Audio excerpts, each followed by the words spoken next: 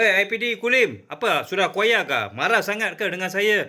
Hari tu baru tak sampai seminggu DNA pasal yang kes Kulim tu. Ni sekarang saya dah tak terima panggilan daripada peguam saya, daripada ayo saya, ayo yang baru tu, buka balik kes nak dakwa saya pada 6 hari bulan Isnin.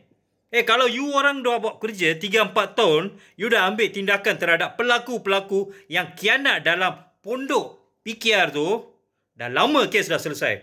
Tak apalah. Saya kena cari sekarang duit penjamin.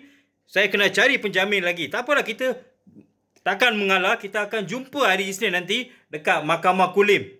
Kita nak tengok jugalah apa lagi you orang mau buat.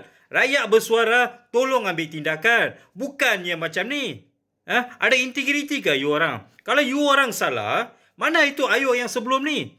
Ambillah tindakan. Tukar jabatan, tukar IPD, cukup ke? Apa-apa pun berani kerana benar. Kalau rakyat masih lagi nak support saya, ada nombor kat sana. Kita jumpa hari Isnin kat Mahkamah Kulim bersama-sama dengan Datuk Kamal Hisham kat sana.